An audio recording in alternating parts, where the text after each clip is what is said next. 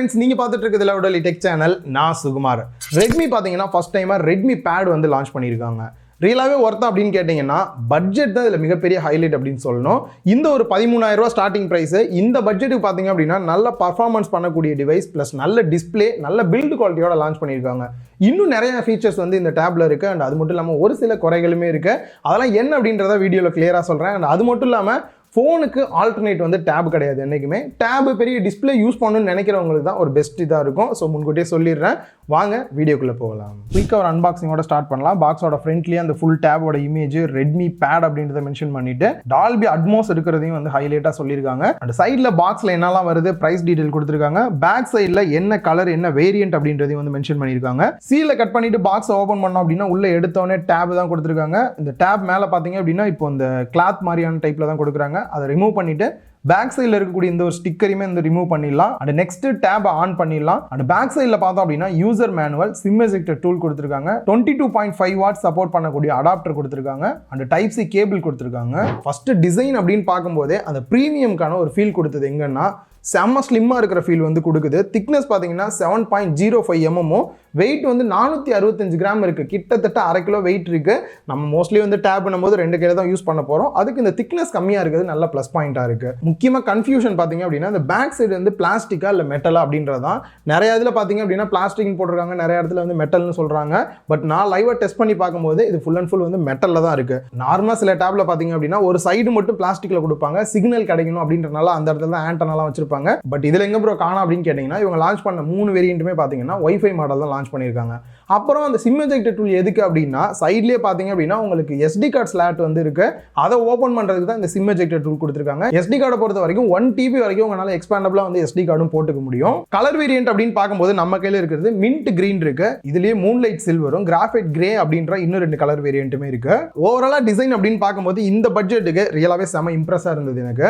Next display ஏரியாக்கு வந்தோம் அப்படின்னா 10.61 inch 2K LCD display 90 Hz refresh ரேட்டோட 10 பிட் டிஸ்பிளே வந்து கொடுத்துருக்காங்க. மோஸ்ட்லி 10 பிட் டிஸ்பிளே பாத்தீங்கன்னா இந்த பிரைஸ் ரேஞ்சுக்கு அதர் பிராண்ட்ஸ்ல கொடுக்கல, அதுவும் ஆஃபர் பண்ணிருக்கிறது நல்லாவே இருக்கு. ஓவராலா டிஸ்பிளேயோட குவாலிட்டி வைஸ் பார்க்கும்போது இந்த HDR சப்போர்ட் மட்டும் கொடுக்காம இருக்காங்க, அதையும் கொடுத்துருந்தாங்கன்னா நல்லா இருந்திருக்கும். அதை தாண்டி பார்க்கும்போது 10 பிட் டிஸ்பிளே 90 Hz ரிஃப்ரெஷ் ரேட்டோட யூஸ் பண்றதுக்கு நல்லா ஸ்மூத்தா இருக்கு. பிளஸ் 2K டிஸ்பிளே வந்து கொடுத்துருக்காங்க. குறிப்பாக பார்த்தீங்கன்னா 400 நெட்ஸ் வந்து பீக் பிரைட்னஸ் கொடுத்துருக்காங்க. இண்டோருக்கு ஓகே ஒன்றும் பெருசாக தெரியல. பட் அவுட்டோர் டைரக்ட் சன்லைட்ல டேப் யூஸ் பண்ண போறதில்ல. பட் யூஸ் பண்றீங்க அப்படின்னும் போது கொஞ்சம் பிரைட்னஸ் கம்மியாக இருக்கிற ஃபீல் வந்து கிடைக்குது. பெசல்ஸ் அப்படின்னு பார்க்கும்போது 4 சைட்ஸுமே ஈவனாக இருக்கக்கூடிய பெசல்ஸ் வந்து கொடுத்துருக்காங்க. சேச்சுரேஷன் லெவல், கான்ட்ராஸ்ட் லெவல்லாம் கூட நல்லாவே இருக்கு. ஸோ ஓவரால் டிஸ்பிளே குவாலிட்டி குறை சொல்ற மாதிரி இல்லை. அண்ட் போர்ட்ஸ் அண்ட் பட்டன்ஸ் அப்படின்னு வரும்போது லெஃப்ட்ல 2 ஸ்பீக்கர், ரைட்ல 2 ஸ்பீக்கர், டோட்டல் 4 ஸ்பீக்கர் செட்டப் வந்து கொடுத்துருக்காங்க. உங்களுக்கு ஸ்டீரியோ ஸ்பீக்கரா வந்து இது ஒர்க் ஆகும். அண்ட் டால்பி ஆடியோ சப்போர்ட்டோட தான் இருக்கு. சவுண்ட் குவாலிட்டியை பொறுத்த வரைக்கும் நல்லாவே இருக்கு. டேபுக்கு ஏத்த அளவுக்கு லெஃப்ட் சைடுல பவர் பட்டனும் அதுக்கு அப்படியே மேல டாப்ல வந்து வால்யூம் கண்ட்ரோல் பண்றதுக்கு பட்டன் கொடுத்துருக்காங்க.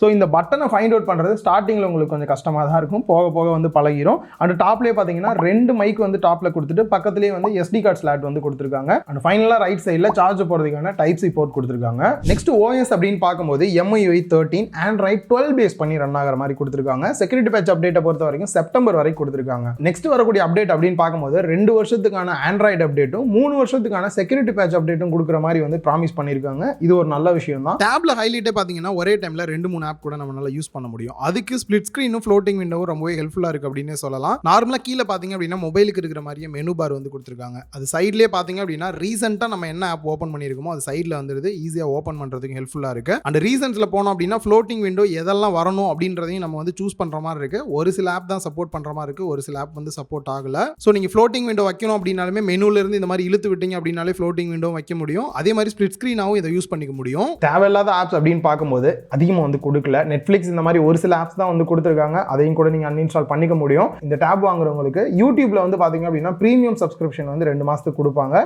இதே மாதிரி சாம்சங் டேப், இந்த மாதிரி சாம்சங் போன் வாங்குறீங்க அப்படின்னா கூட மோஸ்ட்லி கொடுப்பாங்க. கேமரா செட்டப்புக்கு வந்தோம் அப்படின்னா ஃப்ரண்ட்ல வீடியோ கால் இதெல்லாம் பேசுறதுக்கு வந்து 8 மெகா பிக்சல் கேமரா வந்து கொடுத்துருக்காங்க. அண்ட் பேக் சைடில் கேமரா செட்டப் அப்படின்னு பார்க்கும்போது அதுவுமே வந்து 8 மெகா பிக்சல் கொடுத்துருக்காங்க. ஏதாவது ஸ்கேன் பண்ணி அனுப்பணும், இல்லை ஏதாவது ஃபோட்டோ எடுத்து அனுப்பணும் அப்படின்றது வந்து யூஸ் பண்ணிக்கலாம். ஃப்ரண்ட் அண்ட் பேக் ரெண்டுலேயுமே வந்து மேக்ஸிமம் 1080pல வந்து நம்ம வீடியோஸ் எடுத்துக்க முடியும். ஃப்ரண்ட் கேமராவில் வீடியோ கால்லாம் பேசுறீங்க அப்படின்னும் போது நீங்கள் சைடில் உட்காந்துருந்தாலும் கூட கேமராவே பார்த்தீங்கன்னா ஆட்டோமேட்டிக்காக வந்து சென்டர் பண்ணுற மாதிரிலாம் வந்து ஆப்டிமைஸ் பண்ணியிருக்காங்க. அதெல்லாம் வந்து வீடியோ கால் பேசுகிறவங்களுக்கு ஹெல்ப்ஃபுல்லாக இருக்கும். அண்ட் ஏற்கனவே சொன்ன மாதிரி டேப் வந்து பார்த்தீங்க அப்படின்னா ஃபோனுக்கான ஒரு பெஸ்ட் ஆல்டர்னேட் கிடையவே கிடையாது. இது ஒரு ஆப்ஷன், இது ஒரு ஆப்ஷன், நீங்கள் ரெண்டையும் வாங்குற மாதிரி தான் இருக்கும். ஏன்னா எல்லா இடத்துக்கும் டேப் வந்து யூஸ் பண்ண முடியாது. குறிப்பாக இப்போ கேமராலாம் வந்து பார்த்தீங்கன்னா கம்மியாக தான் இருக்கும். பேட்டரி கெப்பாசிட்டியை பொறுத்த வரைக்கும் 8000 mAh பேட்டரி கெப்பாசிட்டியும் 22.5 வாட்ஸ் அடாப்டர் வந்து பாக்ஸில் கொடுத்துருக்காங்க. பட் டேப் வந்து சப்போர்ட் பண்ணுறது 18 வாட்ஸ் தான் வந்து சப்போர்ட் பண்ணும். இந்த சார்ஜிங் டெஸ்ட் எடுக்கலாம்னு தான் நினச்சேன். மாட்டினா ஏறிட்டே இருந்தது. அதனால் வந்து ஃபுல் சார்ஜிங் டெஸ்ட் வந்து எடுக்கல. டைம் வந்து கொஞ்சம் அதிகமாக தான் எடுக்கும் 8000 mAh அப்படின்றனால. ஸோ நெக்ஸ்ட் இந்த டேப் வாங்குறவங்களுக்கு ஒரு ஹைலைட்டான விஷயம் அப்படின்னு பார்க்கும்போது பர்ஃபார்மன்ஸ் அப்படின்னு சொல்லலாம். மீடியாடெக்கோட ஹீலியோ G99 ப்ராசர் வந்து இதில் யூஸ் பண்ணியிருக்காங்க. இப்போ ரீசெண்டாக கூட பார்த்தீங்க அப்படின்னா 17,000 18,000க்கு ஒரு ஃபோன் வந்து நம்ம ரிவ்யூ பண்ணும்போது அந்த ஃபோன்லேயே G96 வந்து யூஸ் பண்ணியிருந்தாங்க. ஸோ 96ஓட ஒரு அப்கிரேட் தான் வந்து G99. அதை வந்து ஒரு 13,000 பட்ஜெட்டில் கொடுக்குறாங்க அப்படின்னும் போது உங்களுக்கு நல்ல ஒரு பெஸ்ட் பர்ஃபார்மன்ஸ் கிடைக்கும். நான் யூஸ் பண்ணி பார்க்கும்போதும் பார்த்தீங்க அப்படின்னா கேம் பிளேலாம் பண்ணுறீங்க டிஃபால்ட் செட்டிங்ஸில் அப்படின்னா ரொம்பவே ஸ்மூத்தாக நல்லா தான் இருக்குது. பெருசாக குறை சொல்கிற மாதிரிலாம் இல்லை.